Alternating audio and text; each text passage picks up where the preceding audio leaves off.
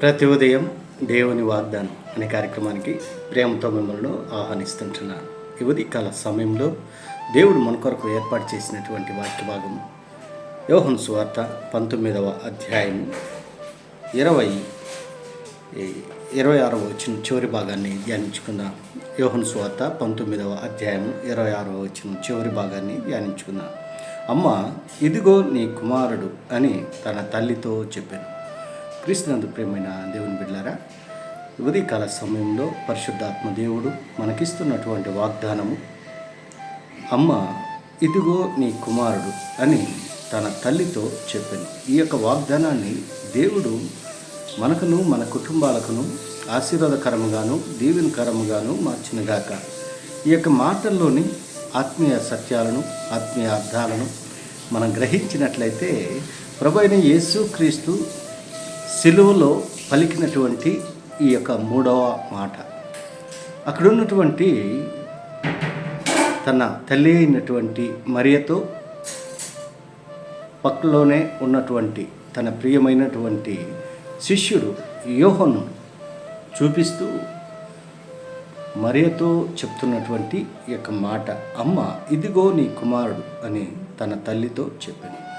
మరి ఇక్కడ ఉన్నటువంటి ఈ మాటల్లో సంబంధాన్ని మనం గమనించినట్లయితే ఆ తల్లికి కుమారుడికి ఉన్నటువంటి సంబంధాన్ని, అంతవరకు యేసుక్రీస్తు కుమారునిగా ఉంటున్నాడు.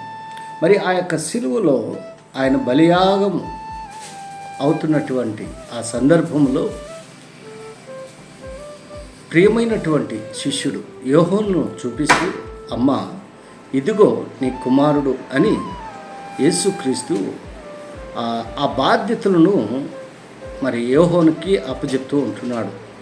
అంతవరకు మరి అనేక రీతిలుగా అక్కడ ఆ శ్రమల్లో అనేక మాటలు 7 మాటలు పలుకుతూ ఉంటున్నాడు క్రీస్తు. అయితే ఇక్కడ ఈ మాట 3వ మాట చాలా ప్రాముఖ్యమైనటువంటిది. ఒక ప్రేమ సంబంధాలని తెలియపరుస్తుంది. అనగా తల్లికి కుమారుడికి ఉన్నటువంటి బాంధవ్యాన్ని, ఆ బాధ్యతను మరి ఇక్కడ తెలియజేస్తూ ఉంటున్నాడు. యేసుక్రీస్తు ఆ యొక్క బాధ్యతను యోహానుకి అప్పచెప్తూ ఉంటున్నాడు. మరి తల్లితో అంటున్నాడు, ఇదిగో నీ కుమారుడు అనగా యోహానును చూపిస్తూ ఈ యొక్క మాటలను మాట్లాడుతున్నాడు. క్రీస్తునందు ప్రియమైన దేవుని బిడ్డలారా, మరి తల్లికి కుమారునికి ఉన్నటువంటి ఆ బాంధవ్యం, ఆ ప్రేమ, ఆ ఆప్యాయతను, ఆ బాధ్యతలను ఇక్కడ మనము జ్ఞాపకం చేసుకోవాలి. మరియా ఒక ఆలోచనలో ఉండి ఉండొచ్చు.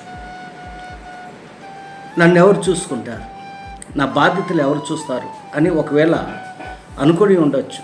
అందుకే మరి యేసుక్రీస్తు ఆ బాధ్యతలను యోహానుకి అప్పచెప్తుంటారు. కొన్ని సందర్భాల్లో మనం అలాంటి పరిస్థితుల గుండా మనం ఆలోచిస్తూ ఉండొచ్చు. కానీ జీవము కలిగినటువంటి దేవుడు, జీవాధిపతి అయినటువంటి దేవుడు, సర్వము ఎరిగినటువంటి సర్వాధికారి ఆయన మనకు తోడుగా ఉంటున్నాడు. మన చింత యావత్తును ఆయన మీద మోపేటువంటి వారిగా మనం ఉండాలి. ఆయన అంటున్నాడు, మీ చింత యావత్తు నా మీద వేయడి, మీ యొక్క భారాన్ని నేను తొలగిస్తాను, మీ బాధలను నేను తొలగిస్తాను, మీ చింత యావత్తును నేను తీసివేస్తాను అని దేవుడు వాగ్దానం చేశాడు. వాగ్దానం చేసినటువంటి దేవుడు నమ్మదగినటువంటి దేవుడు, నమ్మకమైనటువంటి దేవుడు. క్రీస్తునందు ప్రేమైన దేవుని బిడ్డలారా, ఈ ఉదయకాల సమయంలో మరి చింతిస్తూ ఉంటున్నావా, బాధపడుతూ ఉంటున్నావా, ఆలోచన చేస్తూ ఉంటున్నావా? మరి దేవుడు నీకు తోడుగా ఉంటున్నాడని ఈ కొద్ది మాటల ద్వారా నేను హెచ్చరిక చేస్తుంటాను. దేవుడి యొక్క మాటలు మరి ఎక్కువగా మీకును మీ కుటుంబాలకు ఆశీర్వాదకరంగా దీవెనకరంగాను మార్చిన కాక. ఆమేన్.